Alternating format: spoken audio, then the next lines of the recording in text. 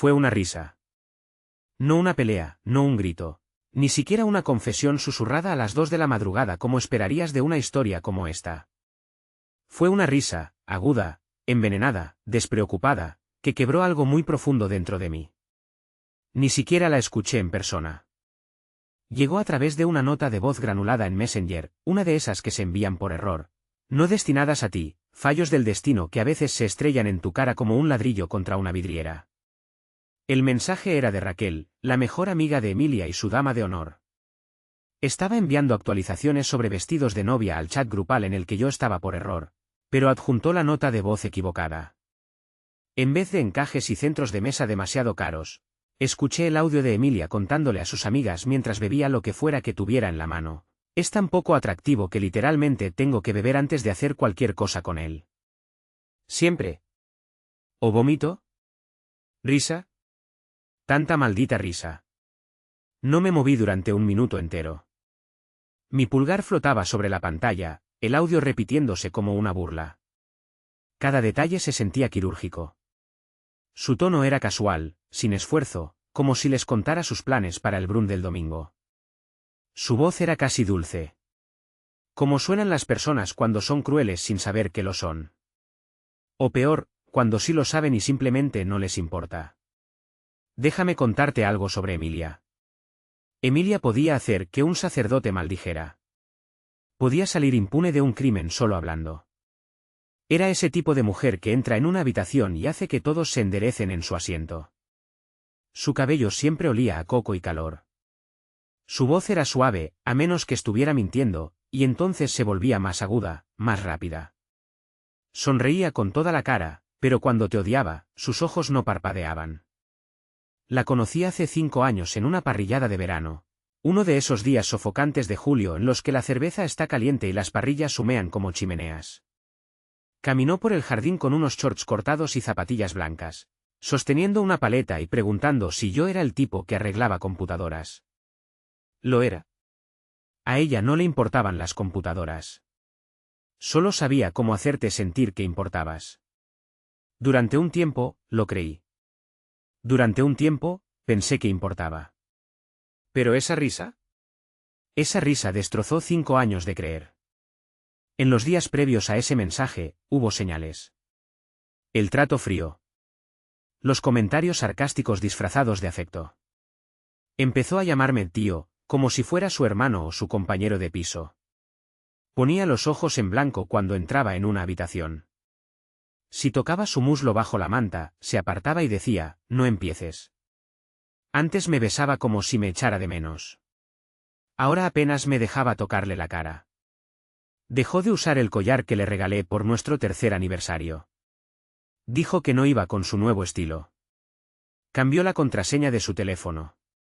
Dejó de preguntarme cómo me había ido el día. Antes se reía de mis chistes tontos. No soy gracioso, pero lo intentaba. Últimamente solo me miraba en blanco, como si estuviera perdiendo su tiempo. ¿Y las noches de chicas? Esas que antes eran una vez al mes, quizás 2. Se volvieron 2 veces por semana. Siempre en bares de los que nunca había oído hablar. Siempre terminaban con ella tambaleándose a las 2 de la mañana, apestando a tequila y al perfume de otro hombre, diciendo que compartió taxi con Raquel o con el nuevo becario del trabajo. Su lápiz labial manchado. Su teléfono muerto. Su voz molesta, como si yo fuera el que arruinaba la noche. No la acusé. Al principio, no. Me hice más gaslighting a mí mismo del que ella jamás podría haber hecho. Me dije que era el estrés de la boda. Que estaba abrumada. Que solo necesitaba espacio. Me desviví por ayudar. Investigué todos los proveedores. Reservé la banda.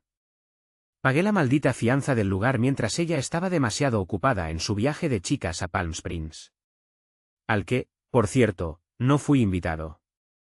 El mismo viaje en el que, al parecer, se reía de lo feo que soy y de cómo le revuelvo el estómago.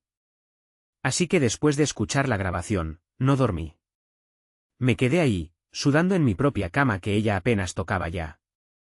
Las paredes se sentían más pequeñas. La repetía una y otra vez, como si al oírla suficientes veces se transformara en algo distinto. Algo menos cruel. Algo perdonable. No lo hizo. Al día siguiente, no la enfrenté. No pude. Necesitaba más. Necesitaba estar seguro, aunque ya lo estaba. Así que hice algo de lo que no estoy orgulloso. Tomé su teléfono mientras estaba en la ducha. Sabía la contraseña, se le olvidó que la había vuelto a cambiar por la fecha de cumpleaños de su perro. Revisé sus mensajes. No los SMS, era demasiado lista para eso. Revisé Snapchat. Mensajes directos de Instagram. WhatsApp. Y ahí estaba. Su nombre era Marcos. Era barman en uno de esos lugares a los que juró que odiaba ir. Había mensajes coquetos. Selfies nocturnos. Un mensaje decía, él ya se durmió en el sofá otra vez. Podría escabullirme y estar ahí en 20 si aún estás despierto cara besando. Ese mensaje tenía la misma fecha de la noche que me dijo que estaba demasiado enferma para cenar y que necesitaba descansar. Lo miré. Y no lloré. No en ese momento. Solo me quedé ahí, sosteniendo el teléfono que aún tenía en la pantalla de bloqueo una foto nuestra en la playa. Yo sonriendo. Ella fingiendo. No sabía a quién odiaba más, a ella por mentirme o a mí por seguir necesitando que me amara. No dormí esa noche. Ni parpadeé. Ni comí. Ni respiré bien. Era un silencio que se envolvía alrededor de mi cabeza como plástico. No solo oías tu corazón. Lo sentías sacudiéndote la columna. Salió del baño alrededor de la 1 de la mañana, con el pelo húmedo envuelto en una toalla, tarareando como si nada estuviera mal. Como si no acabara de llamarme repulsivo a mis espaldas ni estuviera planeando escabullirse a ver a su amante, mientras yo dormía. Nada menos que en la casa que yo pagaba. Me miró y ladeó la cabeza. Tienes pinta de mierda, dijo. Sin preocupación. Solo con ese tono aburrido y despectivo que usaba cuando no le servía para nada ese día. La miré en silencio. Pasó junto a mí, dejó caer la toalla, se puso una camiseta que no era mía y se metió en la cama. Yo seguía sentado al borde del colchón, aún con la ropa del trabajo, las manos temblando. Tenía tantas palabras en la cabeza que se agolpaban en mi garganta, sin poder salir ni una.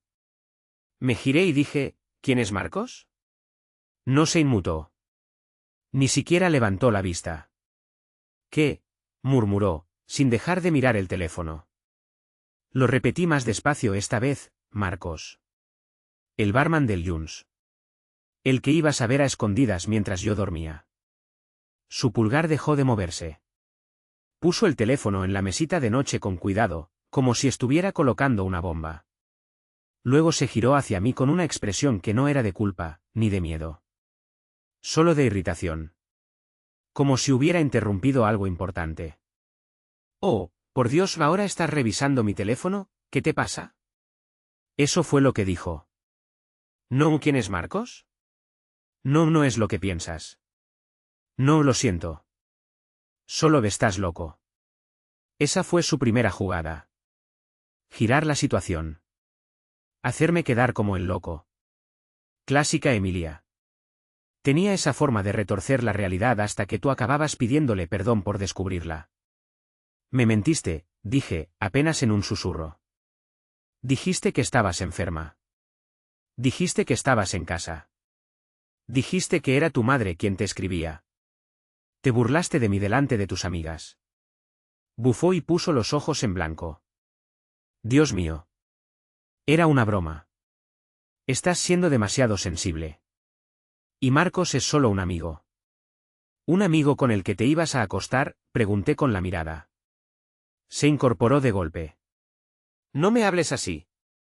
No sabes por lo que he estado pasando. No entiendes lo difícil que ha sido para mí últimamente. ¿Difícil para ella? Pestañeé, incrédulo. ¿Me engañas si tú eres la víctima? Cruzó los brazos. Has estado tan aburrido. Ya no me llevas a ningún sitio. Siempre estás trabajando o cansado o hablando de cuentas. Tengo 29 años, no 60. Necesito pasión. Necesito sentirme deseada. Podría haber gritado. Yo te deseaba, dije. Cada día. Incluso cuando dejaste de besarme. Incluso cuando empezaste a tratarme como un fantasma. Planeé una vida contigo. Estaba trabajando para hacerla real. Se levantó, se puso unos leggings y murmuró, pues tal vez esa vida ya no es la que quiero. Me golpeó más fuerte de lo que pensaba. No gritó. No lloró. No lo negó. Solo me despegó como una calcomanía que ya le aburría. La vi coger su bolso y sus llaves. ¿A dónde vas?, pregunté, aunque ya lo sabía. A casa de Raquel, mintió, abriendo la puerta. Necesito espacio. Y se fue. Me quedé en el umbral descalzo durante 10 minutos, el frío del pasillo subiéndome por la espalda. Finalmente, mis rodillas cedieron y me senté ahí mismo, en el suelo de madera, en la oscuridad. No porque fuera débil, sino porque algo dentro de mí finalmente aceptó la verdad. No es que hubiera dejado de amarme. Es que nunca lo hizo. ¿Y ahora? Ahora ni siquiera estaba enojado. Era algo peor. Estaba acabado. Habría sido más fácil si hubiera gritado. Si hubiera llorado. Si hubiera lanzado algo o implorado o siquiera fingido que le importaba. Pero no. Emilia salió como quien sale de una cita con el dentista que se le había olvidado que tenía. El silencio que dejó fue la cosa más ruidosa que he escuchado en mi vida. No la seguí. No la llamé. Ni siquiera cerré con llave la puerta detrás de ella. Me quedé sentado en el suelo, con las rodillas recogidas contra el pecho como un niño maldito, mirando el felpudo que habíamos comprado juntos el año anterior. El que decía del hogar somos nosotros. ¡Qué maldito chiste! Pero ahí es donde las cosas tomaron un giro que no esperaba. ¿Por qué no terminó con Marcos? Oh, no. Eso fue solo el primer esqueleto de una fosa común entera. A la mañana siguiente, si es que se puede llamar mañana a algo cuando no has dormido, hice algo que nunca pensé que haría. Abrí su portátil. Siempre lo mantenía cerrado, siempre decía cosas como es solo para el trabajo o no toques mi configuración. Pero Emilia era perezosa con la tecnología, y yo la conocía mejor de lo que ella pensaba. Su contraseña era la misma que su antiguo usuario de Instagram. El que olvidó cambiar cuando nos comprometimos. Lo primero que abrí fue su correo. Ni siquiera buscaba mierda. Solo necesitaba saber si estaba loco. Ver algo que le diera sentido a todo esto. Pero lo que encontré hizo que Marcos pareciera una nota al pie. Había carpetas. Organizadas. Una se llamaba Apps, que pensé que era material de la boda. No lo era. Estaba llena de invitaciones de calendario para encuentros, almuerzos, ver a D en el hotel, café con K, llamar a B. Iniciales diferentes, ubicaciones diferentes. Y lo peor, la mayoría eran entre semana. Días que yo creía que estaba trabajando en su oficina de diseño gráfico en el centro. Y luego estaba la carpeta marcada como Funsies. Sí, Funsies. Capturas de pantalla. Mensajes. Selfies. Vídeos. Algunos eran suaves, coqueteos con hombres que nunca había visto. Otros, no tanto. Y no solo eran con Marcos. Había al menos otros 4 hombres, todos guardados en sus contactos con apodos, músculos, poeta, tatuajes lo juro por Dios, papito. Me quedé ahí, desplazándome con la mandíbula apretada, el corazón desbocado. Era como ver otra vida que estaba viviendo sin mí. Una vida mejor, a sus ojos. Una vida en la que ella era la estrella. Una vida en la que yo ni siquiera existía. ¿Y lo peor? Un mensaje enterrado en un hilo antiguo de WhatsApp con poeta, donde decía, es como un felpudo que mantengo para pagar las cuentas y lo aburrido, pero me casaré con él. Es seguro. Confiable. Mi plan B si nada más caliente resulta. Deja que eso se te hunda. No era su pareja. Era su estrategia de salida. Su alternativa de emergencia. Su maldito plan B humano.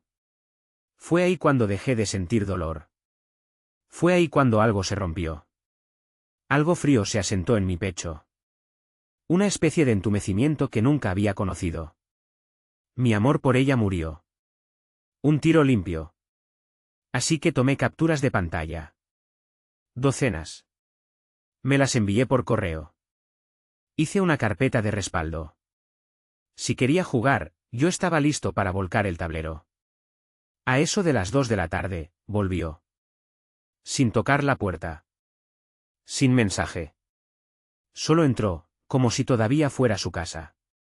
Pelo revuelto, maquillaje corrido, no en plan borracha, sino en plan he estado con otro tipo. Llevaba unos pendientes nuevos. Me di cuenta porque yo le había comprado los anteriores y se burló de ellos por ser demasiado simples. Me miró como si el intruso fuera yo. ¿Qué? Dijo. Así, como si la molestara. Me levanté, la miré directo a los ojos y dije. Haz las maletas. Parpadeó. ¿Perdón? ¿Me oíste? Todo lo tuyo. Fuera de esta casa. ¿Hoy? Ahora. Me lanzó una sonrisita. Esa sonrisa arrogante, desdeñosa, que usaba cuando creía que tenía el control. Estás siendo dramático, dijo. ¿Podemos hablarlo? Caminé hasta la mesa, abrí mi portátil y giré la pantalla hacia ella.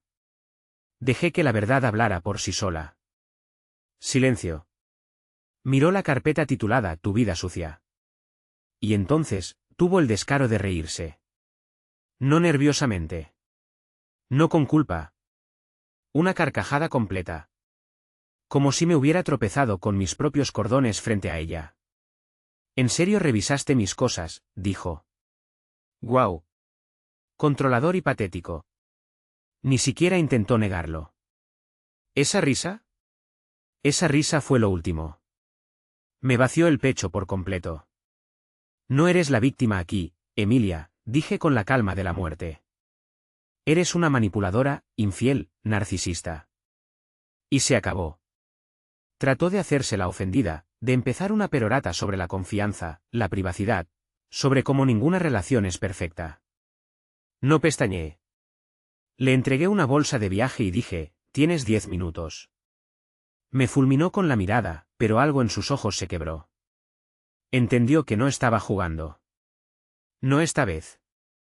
Mientras empacaba, murmuraba cosas sobre cómo había desperdiciado sus mejores años conmigo, que debió haberse quedado con Marcos desde el principio. No respondí.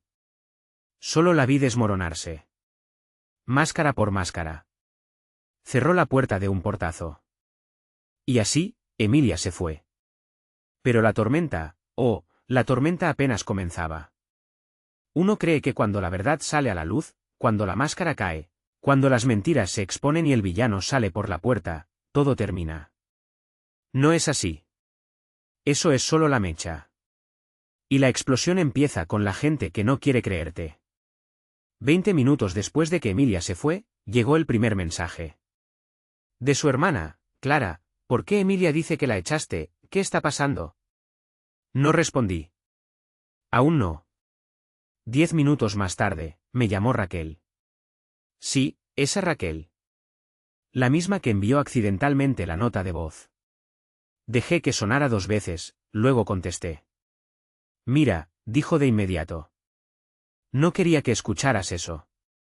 Fue sacado de contexto. ¿Solo estaba? Raquel, la interrumpí. No me mientas, por favor. Silencio. Luego un suspiro largo. No sabía lo de los otros chicos, admitió. Sabía lo de Marcos, pero pensé que solo había sido una vez. Le dije que parara. Eso me detuvo en seco. ¿Tú sabías? Sonaba culpable, sí. Pero no lo suficiente. Me dijo que se sentía atrapada. Dijo que tú eras demasiado seguro, demasiado predecible. Pensé que solo eran nervios preboda. Nunca imaginé que se iría por la vía de destruirlo todo. Dijo que yo era su plan B, le dije. ¿También te dijo eso? Más silencio. Luego un susurro, joder. Colgué. No quería disculpas. No quería control de daños. Quería que las personas que la conocían la vieran como yo me había visto obligado a verla ahora. No a la Emilia encantadora, ingeniosa, cuidadosamente presentada en los cumpleaños y en las redes. Quería que vieran a la depredadora detrás del rímel. Así que tomé una decisión. Imprimí las capturas de pantalla. Todas. Recorté lo inapropiado, pero dejé lo condenatorio, los mensajes, los nombres, las direcciones de hoteles, los comentarios burlones sobre mí, que era básico, aburrido, un paseo gratis con trabajo estable y sin chispa. Luego adjunté una de las grabaciones. ¿La risa? Esa risa que lo empezó todo. La envié a su madre. A su padre. A sus dos mejores amigas. A su dama de honor. Asunto, esta es quien realmente es. Pensé que deberían saberlo antes de verla caminar hacia el altar. ¿Betty? Tal vez. Pero después de 5 años de ser su conserje emocional, merecía una bala en mi propia defensa. Las consecuencias no tardaron. Clara me escribió de nuevo.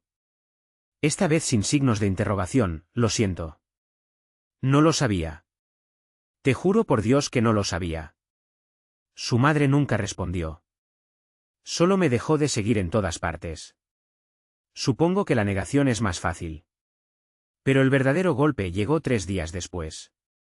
Marcos apareció en mi puerta. Sí. Marcos.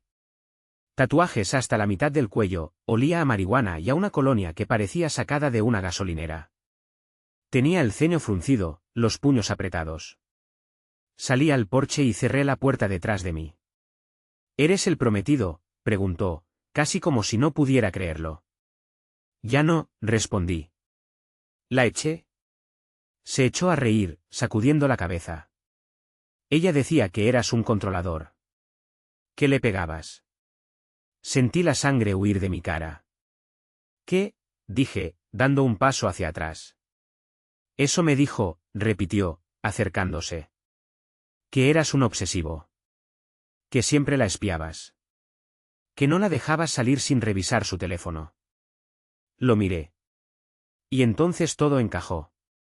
Por supuesto. Había estado preparando el terreno desde hacía semanas. Dejando migas falsas. Historias de abuso inventadas. Todo para asegurarse de que, cuando todo explotara, ella cayera de pie. Di un paso atrás. Revisa tus mensajes, le dije. Mira las fechas. Ve dónde estabas tú cuando ella estaba con tatuajes, con poeta, con papito. Sus ojos vacilaron. Tengo pruebas, le dije. No eras el único. No me estaba engañando solo a mí. También a ti. Marcos no dijo ni una palabra más. Solo se fue, despacio, como si su cerebro no pudiera seguir el paso de sus pies. Como un hombre que acaba de darse cuenta de que ha estado bebiendo veneno con una sonrisa. Esa noche, Emilia me escribió. Sin disculpas.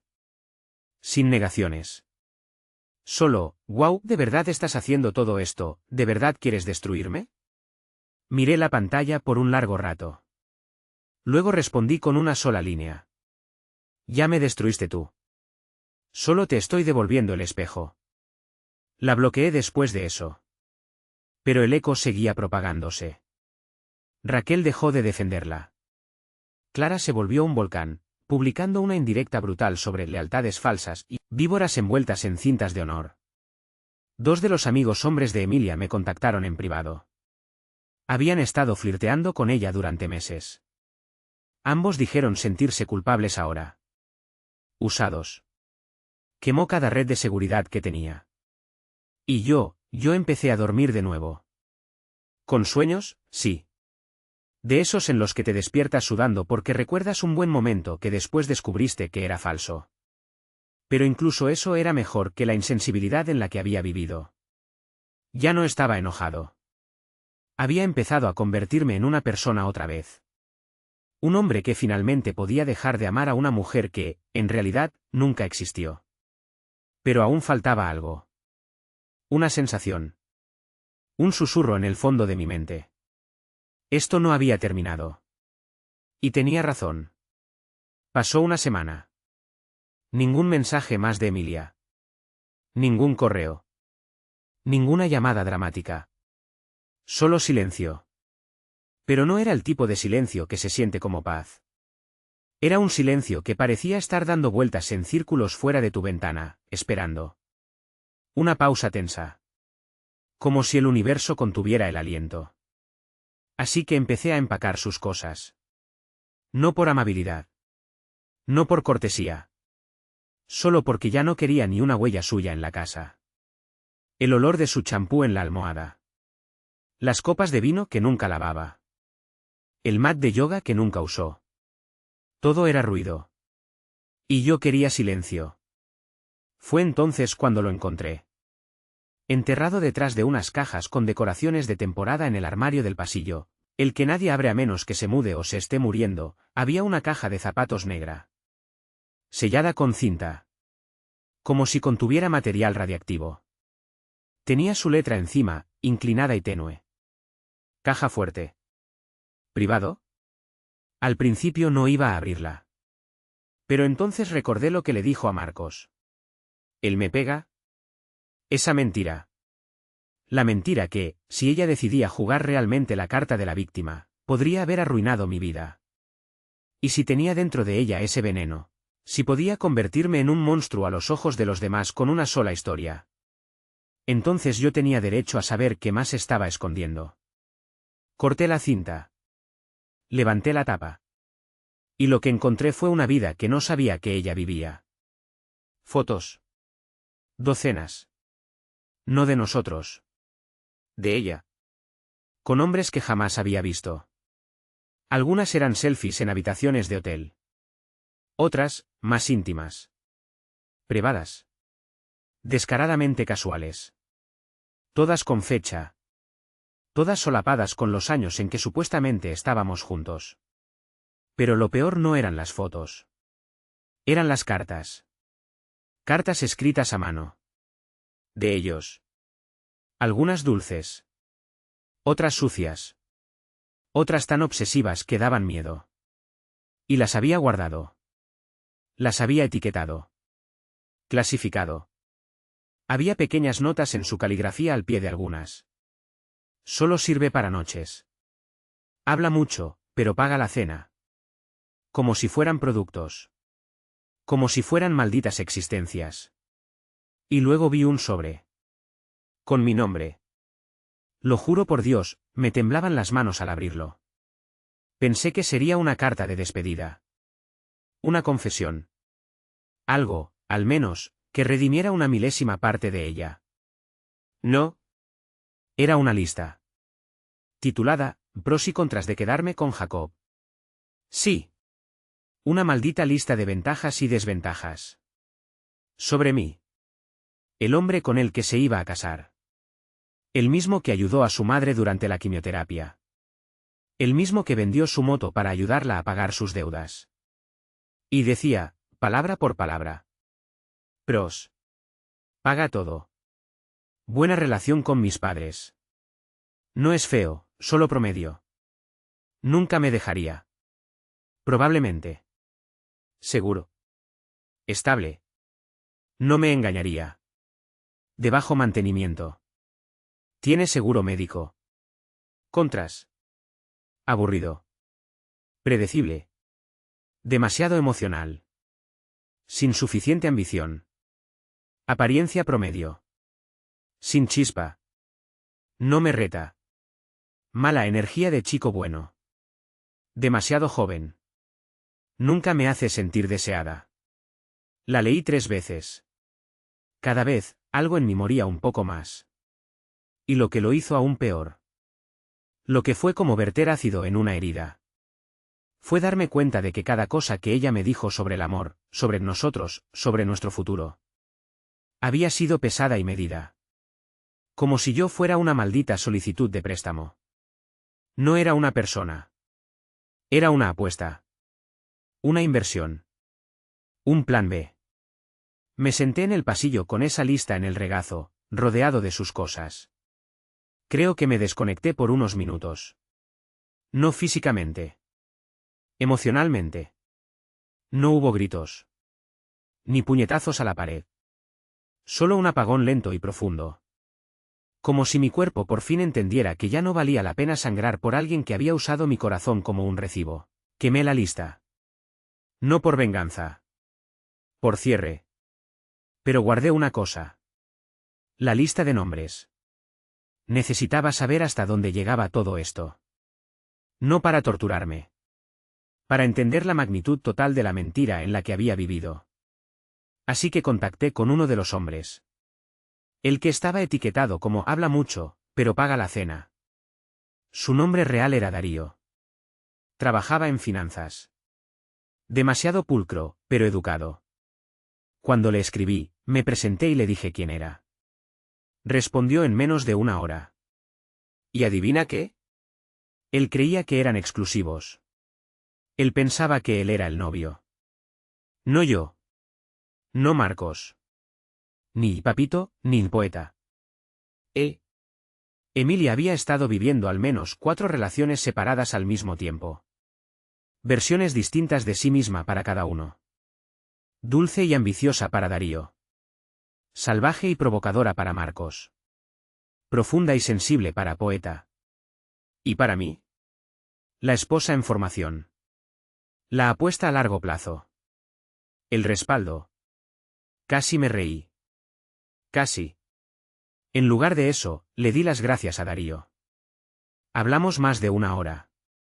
Y, de forma extraña, me ayudó. Comparar notas. Darse cuenta de que habíamos sido engañados por la misma actriz interpretando 4 papeles distintos. Pensé que ella era la indicada, dijo él. Yo también, respondí. Y luego, nos quedamos en silencio. Cerré la caja. La llevé a un contenedor 10 calles más allá. Por si acaso ella volvía a buscarla. No lo haría. Pero no quería ni una posibilidad. Porque algo en mí finalmente había encajado. La verdad completa. El cuadro entero. La realización de que ella nunca fue mía. Emilia nunca estuvo conmigo. Solo estaba cerca de mí. Una tormenta disfrazada de piel. Habían pasado 2 semanas desde que Emilia salió de mi apartamento con una bolsa de viaje y un ego demasiado grande para cargar.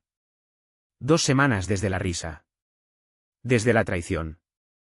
Desde la caída. Y por primera vez en meses, tal vez en años.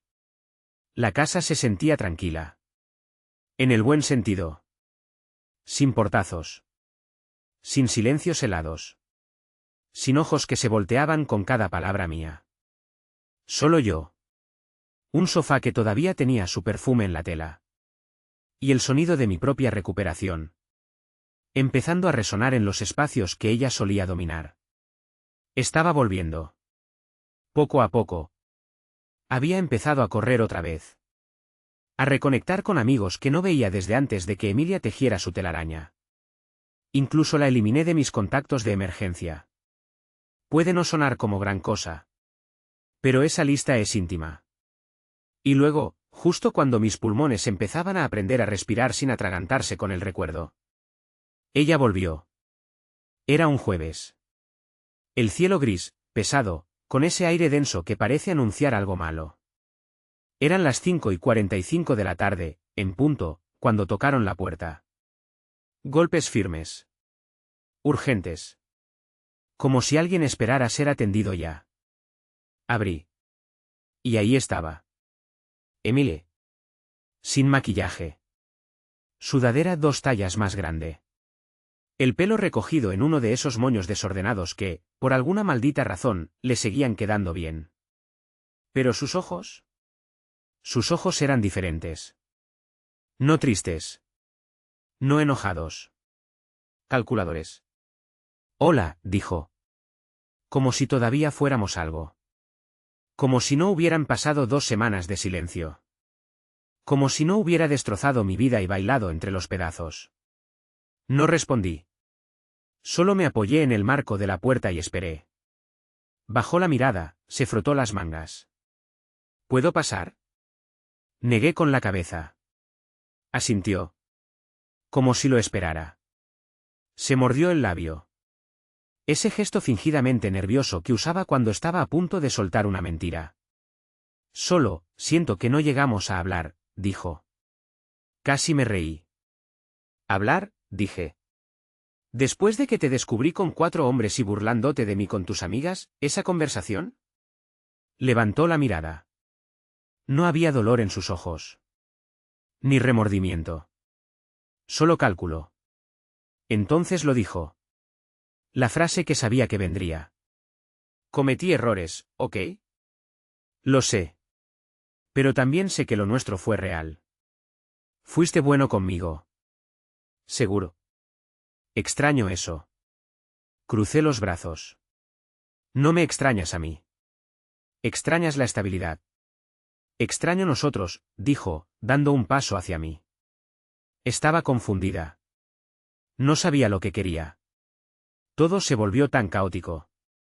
Tú creaste el caos, la interrumpí. Lo curaste como si fuera un maldito tablero de paintest. Miró al suelo de nuevo, pretendiendo estar dolida.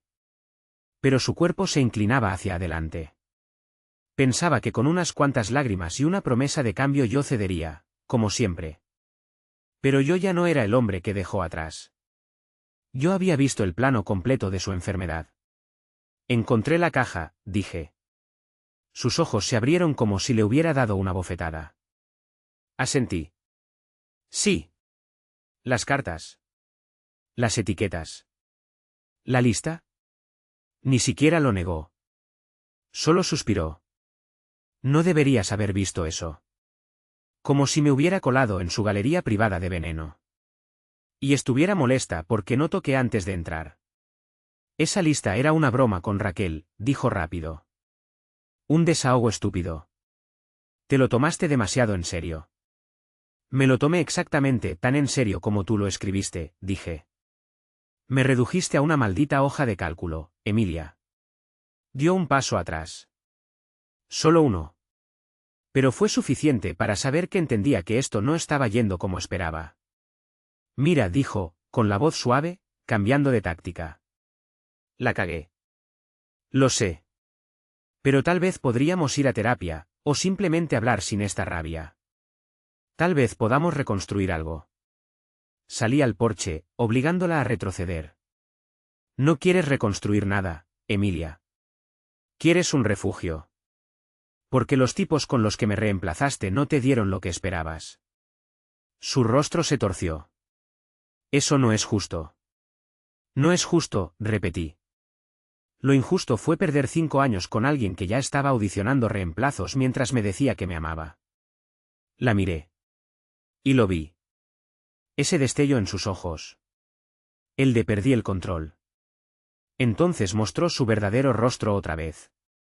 Bien, escupió. ¿Quieres hacerte la víctima? Adelante. Pero no actúes como si fueras perfecto. Eres predecible. Me aburrías. Nunca me hiciste sentir viva. Y aún así ibas a casarte conmigo. Sí, dijo con una sonrisa torcida. Porque pensé que aprendería a conformarme. Sentí que la sangre se me helaba. No por dolor. Por claridad. Esa era la verdadera Emilia. Sin máscara. Sin lágrimas. Solo veneno con brillo de labios. Asentí en silencio. Abrí la puerta detrás de mí. Metí la mano en la pequeña caja junto al marco. Y le entregué un sobre de Manila. Miró el sobre. ¿Qué es esto? Todo lo que te debo, dije. Llaves. Joyas. Tu correspondencia. Y el cheque por la mitad del depósito que nunca pagaste. Lo miró. Luego me miró a mí. ¿Eso es todo? Eso es libertad, respondí. Y cerré la puerta. Por primera vez desde que se arrastró a mi vida. Me sentí seguro en mi propia casa. Me apoyé en la pared y exhalé. No solo aire. 5 años de presión que ni siquiera sabía que cargaba. Ya no era su plan de respaldo. Ni su terapeuta. Ni su billetera. Ni su guardaespaldas. Ni su público. Era solo eso, libre. Uno cree que ha tocado fondo. Pero no sabe que siempre hay otro nivel más abajo. Más oscuro. Más frío. Uno que ni siquiera sabías que existía. Eso me pasó después de la despedida. Después del sobre. Después de la puerta cerrada. Pensé que ya estaba todo. Que había terminado. Pero entonces recibí una llamada que me empujó directo al sótano de todas sus mentiras. Era un tipo llamado Bruno. No me sonaba el nombre. Hasta que dijo, no nos conocemos, pero yo solía salir con Emilia. ¿Solías? Pregunté, ya en guardia. Pausa. Ruido de tráfico de fondo. Claxon, viento. Sí, dijo. Hasta que supe que estaba comprometida. Ese eras tú, ¿verdad? Cerré los ojos. Sí, murmuré. Ese era yo. Bruno suspiró. Como si hubiera estado guardando esto durante demasiado tiempo. No iba a llamarte. Pero después de lo que me hizo, y enterarme de lo que te hizo a ti, pensé que debía saberlo. ¿Saber qué? Pregunté. Y entonces lo soltó. La frase que me golpeó más fuerte que la lista. Más fuerte que la risa. Más fuerte que verla irse como si nada. Me dijo que estaba embarazada de mi hijo. No hablé. No parpadeé. No respiré. Me lo dijo en febrero, continuó Bruno. Dijo que no sabía si lo iba a tener. Discutimos mucho. Luego desapareció. A las pocas semanas vi sus fotos de compromiso contigo. Febrero. El compromiso fue en junio. ¿Tuvo el bebé? Pregunté, la garganta apretada. No, dijo Bruno. Creo que todo fue mentira. Pero no sabía que tenía un prometido. Me enteré hace unos días, cuando Darío me escribió. Me dijo que estaban comparando historias. Darío. El de paga la cena. No tenía palabras. Nada. Me mandó fotos del ultrasonido, añadió Bruno, en voz baja. Las busqué después en Google. Eran imágenes de archivo. Sentí que el cuerpo se me endurecía. Porque eso ya no era infidelidad. Eso era psicopatía. No solo me había mentido. Había mentido sobre crear una vida. Había manipulado a un hombre para que creyera que iba a ser padre. Mientras planeaba una boda conmigo. Mientras dormía con otros 3 hombres más. También me dijo que le dabas miedo, continuó Bruno. Que la controlabas. Que la vigilabas todo el tiempo. Que la amenazaste si intentaba irse. Quise reír. De verdad. Pero no salió ningún sonido. Era parte del mismo guión. La misma obra. El mismo papel. Ella, la víctima. La novia aterrada. La incomprendida. La que escapaba de un tipo demasiado bueno. Mientras destruía vidas por deporte. Lo siento, hermano, dijo Bruno. No sé qué más decir. Le agradecí. Con la voz apenas viva. Colgamos. Y entonces me senté en el suelo, otra vez. Como aquella noche de la nota de voz. Pero esta vez no estaba roto. Estaba horrorizado. Porque Emilia no era solo una infiel. Ni una narcisista. Ni una mala persona, aunque Dios sabe que era todo eso y más. Era peligrosa. Del tipo que miente sobre un embarazo. Para atrapar a alguien. Del tipo que convierte a los hombres en villanos. Mientras ella escribe el guión de la heroína sacrificada. Y lo más aterrador. Era buena en ello.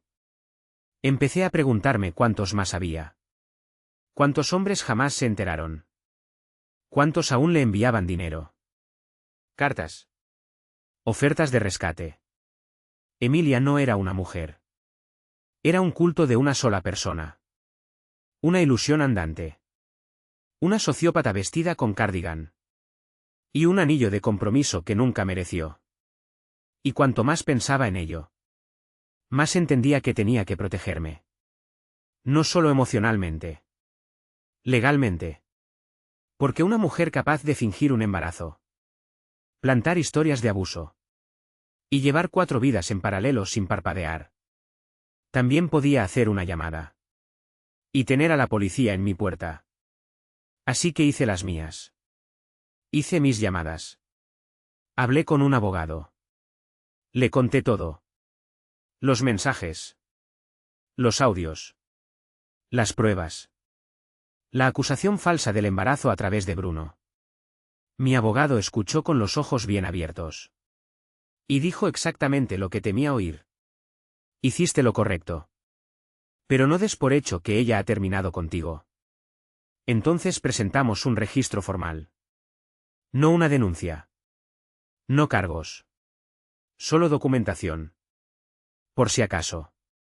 Porque mujeres como Emilia no se van en silencio. No pierden sin intentar quemarlo todo antes. Llamé a mi trabajo. A mi jefe. A recursos humanos. Incluso le conté a mi madre, que tiene 62 años y aún quiso conducir hasta la casa de Emilia para lanzarle un zapato a la ventana. Pero lo más importante. Empecé a escribirlo todo. Cada mensaje. Cada llamada. Cada nombre. Porque esto ya no era una historia de desamor. Era defensa propia. Ella no solo jugó con mi amor. Jugó con mi vida. Y si volvía, no encontraría al mismo hombre.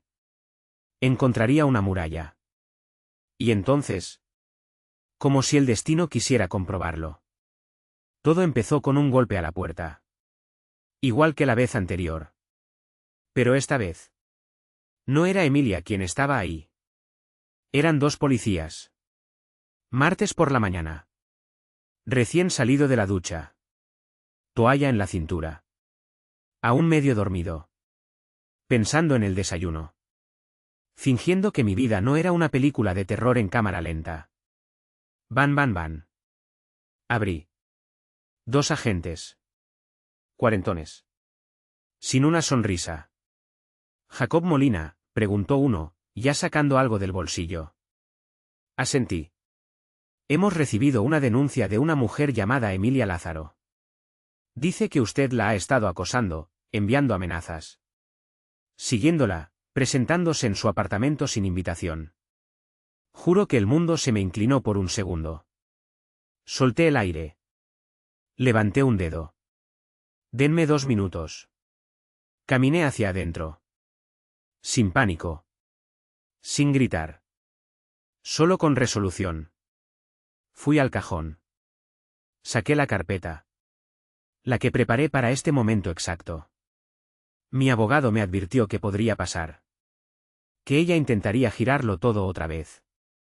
Y cuando la verdad deja de servirle a alguien como ella. Siempre van por el botón nuclear. Volví a salir. Toalla aún en la cintura. Vapor saliendo aún de mis hombros. Les tendí la carpeta. Empiecen en la segunda pestaña, les dije. Luego vayan al mensaje del 14 de marzo. Y escuchen el audio. La oirán decirle a sus amigas que solo está conmigo porque soy, seguro, y lo bastante tonto como para quedarme. Punto. Los agentes la revisaron ahí mismo, en mi porche. Uno de ellos alzó una ceja. El otro solo murmuró. ¿Carajo? Me apoyé en la pared. Sin moverme. Sin parpadear. Ella me engañó con al menos 4 hombres, dije. Mintió sobre un embarazo. La descubrí. La eché. Volvió. Le dije que no. Esto es venganza. No dijeron mucho más. Solo intercambiaron una mirada.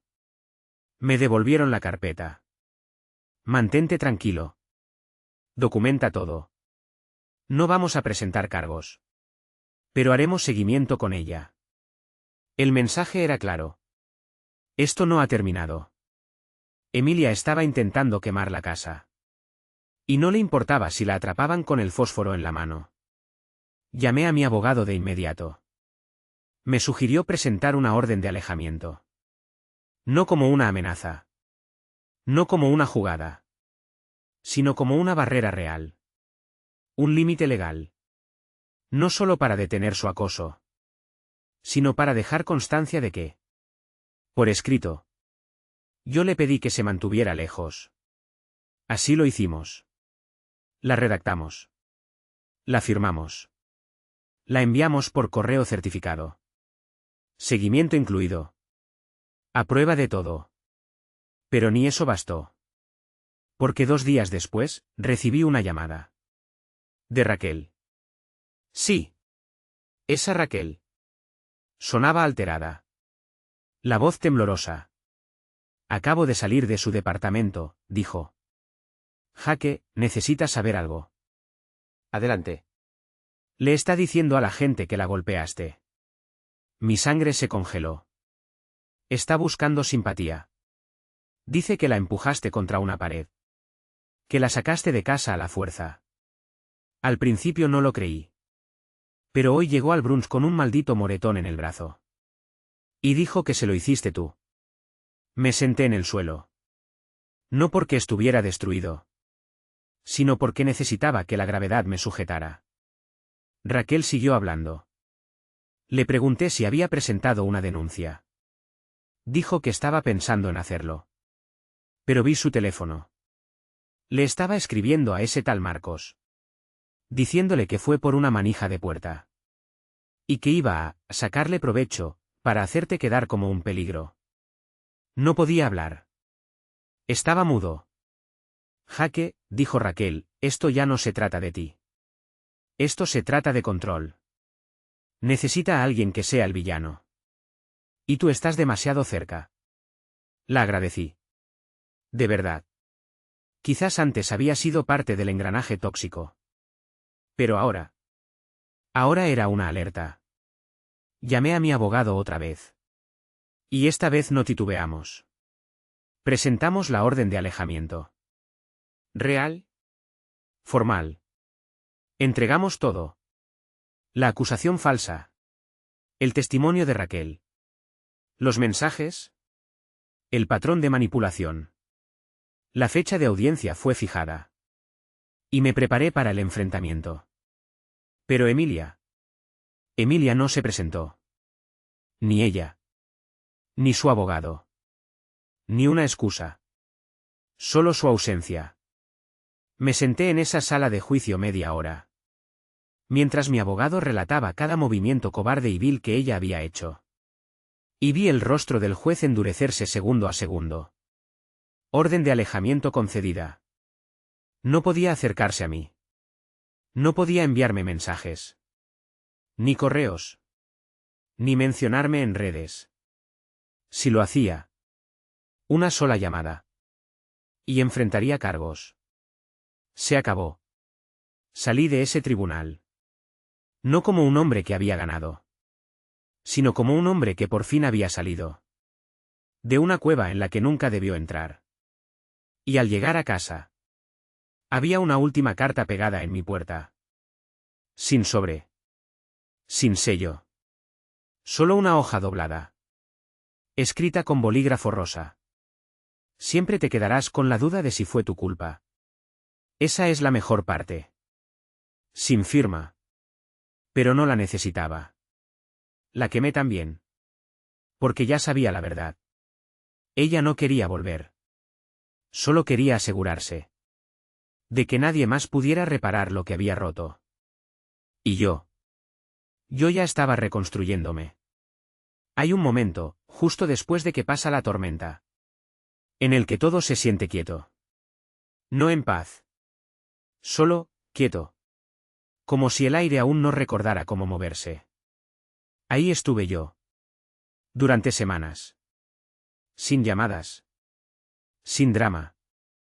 Sin llanto tras la puerta. Sin embarazos falsos. Sin moretones de utilería. Solo silencio. Un silencio limpio. Clínico. Y en ese silencio. Reconstruí. Empecé por lo básico. Las compras. Correr por las mañanas. Volver al gimnasio. Dejé de mirar por encima del hombro.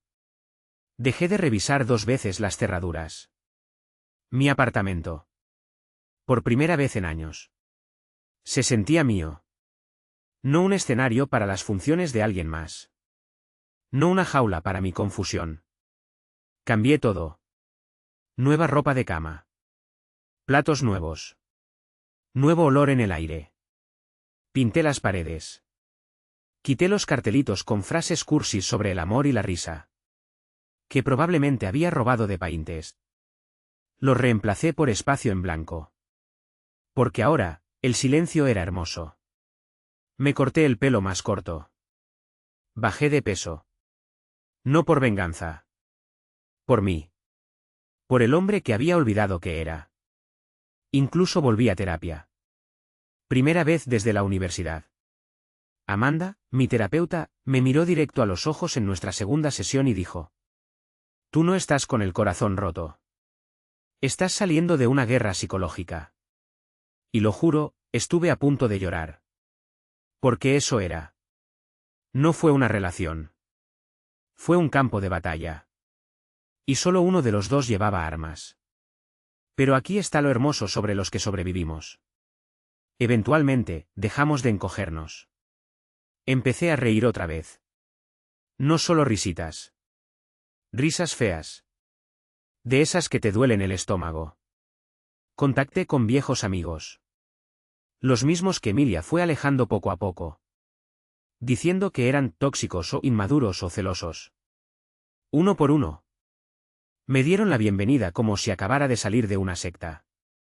Y entonces, un día de octubre. 4 meses después de la desaparición de Emilia. Conocí a alguien. No fue a propósito. No en una app. No con un giro romántico de comedia. Solo en una cafetería. Se llama Sara. Ojos marrones. Ligero sobremordida. Nada en ella era editado ni ensayado. Llevaba calcetines que no combinaban. Se reía de sus propios chistes, incluso si nadie más lo hacía. Trabajaba en cuidado de ancianos. Llevaba crucigramas para leer en sus descansos. No era Emilia. Y eso era lo más hermoso de todo. Fuimos despacio. ¿Qué fe? Almuerzo. Historias de nuestras vidas que no sonaban como TED Talks. Cuando le conté lo que había vivido. Esperaba que me mirara como a un hombre roto. En cambio, me dijo: Entonces debes ser realmente fuerte. Y por primera vez en años. Pensé que tal vez tenía razón. Sara no me pedía que actuara. No coqueteaba como si fuera una transacción. No decía veamos qué pasa mientras mandaba mensajes a otros 4 tipos. Solo estaba. Con constancia. Con calma. Como si la paz usara vaqueros y bálsamo labial. Y sentí algo que no sentía desde antes de Emilia. Me sentí a salvo. Es raro cómo el respeto básico puede sentirse como un milagro. Después de años de latigazos emocionales. Pero así es como se ve la sanación. No es fuegos artificiales. No es venganza. Es entrar en tu cocina, hacer huevos. Y darte cuenta de que no tienes un nudo en el estómago. Porque no dijiste la cosa equivocada. A alguien inestable. Es escuchar una risa y saber que es de verdad. Es mirarte al espejo. Y reconocerte otra vez. Sara nunca intentó arreglarme. Simplemente me vio. Y eso fue más poderoso que cualquier disculpa. Que nunca recibí de Emilia. Porque aquí está la verdad. La mejor venganza. No es exponer a tu ex. Ni gritar tu historia al mundo. Eso ayuda. Pero se desvanece. La mejor venganza. Es sobrevivir mejor de lo que jamás imaginaron. Es convertirte en alguien a quien ya no pueden tocar. Es prosperar en la vida que intentaron destruir. Es mirar atrás y darte cuenta de que te perdieron. Y esa pérdida. Jamás la admitirán. Pero la sentirán. El resto de su vida hueca y performativa. Emilia no me rompió. Me liberó. ¿Y ahora? Soy libre de formas que ni siquiera sabía que no lo era antes. Nunca pensé que llegaría a esta parte. No porque no creyera que sanar era posible. Sino porque no podía imaginarme llegar a un lugar. Donde ella ya no importara. Pero aquí estoy. Y no importa. No pienso en Emilia al despertar. No estiro la mano hacia el teléfono esperando caos. No ensayo discusiones en la ducha. No me pregunto con qué humor estará cuando llegue a casa. Esa versión de mi vida. ¿Se fue? Reemplazada por algo simple. Por algo mío. Déjame decirte cómo se siente eso. Se siente como dormir. Dormir de verdad. Soñar sin despertarse en pánico. Como pasear por el supermercado. Sin que nadie cuestione cada compra. O se burle de tu marca de cereales. Como si fuera un defecto de carácter. Se siente como una risa. Que no es actuación. Como un amor. Donde nadie lleva cuentas. Ni calcula retorno de inversión. Como si fueras una maldita acción en bolsa. Se siente como libertad. Y no. Ya no la odio. El odio requiere energía. Y ella no se merece mi energía. Ni mi rabia. Ni siquiera mi curiosidad. Emilia es solo eso. Un capítulo. Feo. Violento. Inolvidable. Pero aún así. Solo un capítulo. La semana pasada me crucé con Clara, su hermana. En una librería. Me saludó como si viera un fantasma. Charlamos un poco. Sin incomodidad. Me dijo que Emilia se había mudado a otro estado. A Florida. Vendiendo bienes raíces. Qué irónico, ¿no? Vendiendo sueños en casas de cristal. Cuando ella vivía en un castillo de mentiras. Clara dijo que ya no habla con ella. Que la cortó de su vida. Después de que intentó culparla. A ella y a su padre. Del fracaso del compromiso. Clásica Emilia. Quemar puentes. Y culpar a las cenizas por volar con el viento. Clara me preguntó. ¿Todavía piensas en ella? Sonreí. Solo cuando cuento la historia. Y es la verdad. Porque sí cuento la historia. La cuento cuando veo a un amigo ser manipulado. Cuando escucho a alguien decir. Ella solo es emocional. Sobre una mujer claramente tóxica. Cuando leo otra publicación en Reddit. De un tipo diciendo. De la nada cambió. Y quiero atravesar la pantalla y decirle. No, hermano. No cambió. Tú solo la viste sin el disfraz por primera vez. Así que sí. Aquí va mi consejo final. Si llegaste hasta aquí. Escucha esto. Confía en tu instinto. Si algo se siente mal. Es porque está mal. Si te sientes irrespetado. Es porque lo están haciendo. Si tienes que defender a tu pareja. Contra tus propias dudas internas. Ya sabes la respuesta. No te hagas gaslighting a ti mismo solo porque amas a alguien. El amor no se supone que sea un acertijo. Ni una cuerda floja. Ni un castigo envuelto en elogios falsos. El amor real te expande. No te encoge. Emilia me encogió. Poco a poco. Día tras día. Hasta que olvidé quién era. Pero me encontré de nuevo. ¿Y si estás leyendo esto? Hundido hasta el cuello en el mismo dolor por el que pasé yo. Tú también lo harás.